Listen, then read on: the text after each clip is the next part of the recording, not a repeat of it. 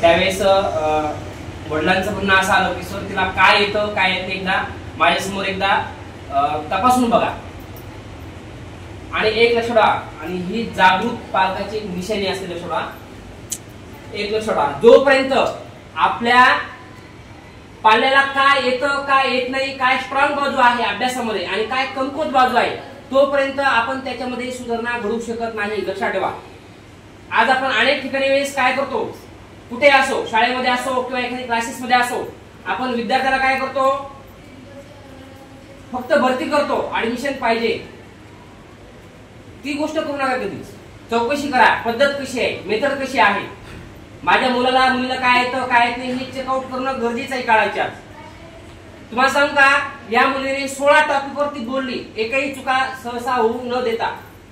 तिला पहिला जो टॉपिक आहे मायसेल्फ नंतरचा पार्ट ऑफ स्पीच ते सुद्धा येत नव्हतं, आणि ते टॉपिक विचारलं होतं मी समोरासमोर वडिलांच्या समोर. लक्षात ठेवा.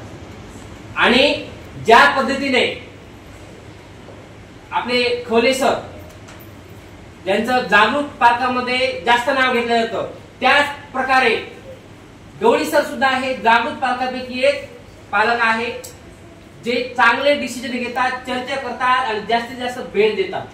त्यामुळे आपण जे बी पालक इथं वर आलेले आहेत त्यांच्यासाठी एकदा टाळा वाजवून आणि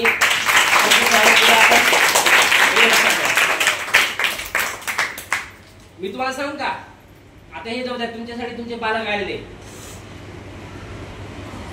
आमचे आई वडील एकदा ऍडमिशन घेऊन दिलं ते दुसऱ्या वर्षीच तिथे सिग्नेचर वगैरे ऑफिस मध्ये काही करायचे असेल तर येत होते. लक्षात. पण एक गोष्ट लक्षात, त्या कारणाने काही असो आम्ही कुठतरी कमी पडलो, कारण की आई वडिलांचं जसं पाहिजे तसं लक्ष नव्हतं. हा, पण हुकून चुकून जर त्यांना कळलं आणि मित्रांनी सांगितलं घरी जाऊन, आणि मित्रही खतरनाक पडत होते आमचे, ज्या दिवशी ऍब्सेंट राहायचो आहे नाही त्या दिवशी घरी आवर्जून यायचे आणि सांगायचे, काका तुमचा अश्विन आज शाळेत आलाच नाही. पप्पा चांगले दोन काढायचे. लक्षात कळालं ना.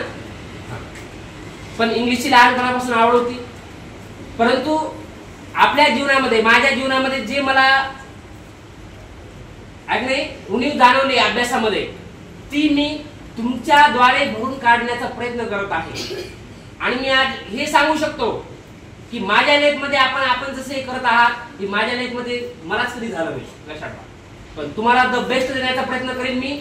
आणि आपल्या क्लास तर्फे पालकांना सुद्धा सांगू इच्छितो, सर हे तुम्हाला आज बघायला भेटायले, याच्या अगोदर बघायला भेटलं नसेल आणि पुढे सुद्धा भविष्यात बघायला भेटणार नाही, एवढं नक्की सांगतो. पण एक लक्षात ठेवा, तुमचे जेवढे बी नातेवाईकामध्ये जे मुलं मुली शिक्षण घेत आहे 1ली ते 12वी मध्ये, त्यानंतर जे विद्यार्थी आपले फ्रेंड सर्कल मध्ये आहे त्यांना 100% तुम्ही स्वतः हमी देऊन सांगा की तुम्ही चव्हाण कोचिंग क्लासेस मध्ये भेट द्या, 100% तुम्हाला रिझल्ट भेटेल म्हणजे भेटेल.